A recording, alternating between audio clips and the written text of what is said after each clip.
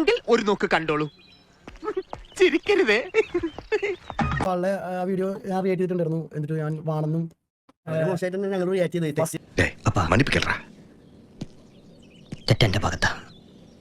ഞങ്ങൾ ഉണ്ടെന്ന് പറയും. ഫസ്റ്റ് ഞാനാണ് വിളിക്കണത് എന്ത് വാണം എന്ന് പറഞ്ഞിട്ട്. അതിപ്പോ തമാശക്കാരും വാണം അറിയാതെ വായിന്ന് വീണ് പോയതാ.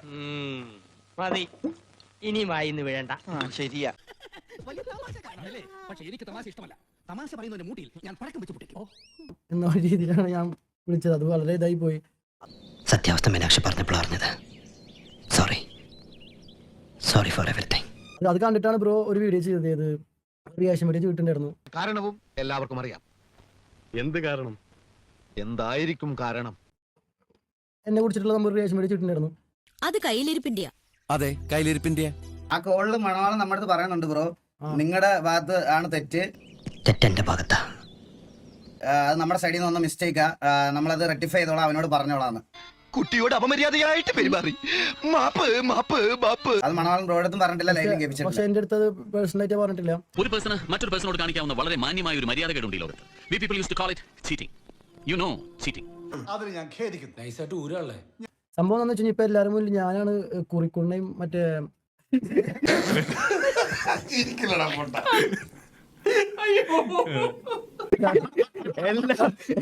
കൺമശി വേണമെന്നൊക്കെ എന്നെ വിളിക്കുന്നത്.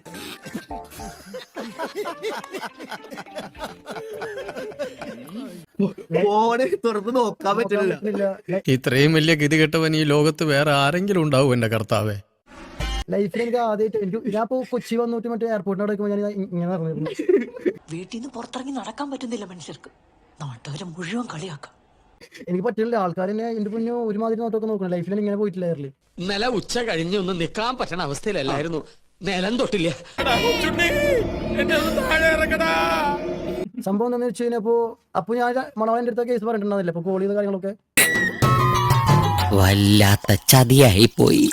എനിക്കിപ്പോ വീട്ടിൽ കയറാൻ പറ്റുന്നില്ല. നാട്ടുകാരെ നോക്കാൻ പറ്റുന്നില്ല. നിന്റെ കയ്യിലിരിപ്പതായിരുന്നല്ലോ. അത് അന്നത്തെ ചോരത്തിളപ്പിന് ഇപ്പൊ എന്ത് ചോര തണുത്തു പോയാ? തണുത്ത് മരവിച്ചു എന്ന് പറയുന്നതാവും ശരി. എനിക്ക് പുറത്തിറങ്ങാൻ പറ്റില്ല. പുറത്തിറങ്ങുമ്പോൾ വെച്ച് കഴിഞ്ഞാൽ ആ കുറിക്കുണ്ണ അല്ലെങ്കിൽ പിന്നെ മറ്റേതൊക്കെ വിളിച്ചു പറഞ്ഞത് കൺമേശി വേണമെന്നൊക്കെ വിളിക്കണം. നിനക്ക് ഞാനെന്താ ചെണ്ടേ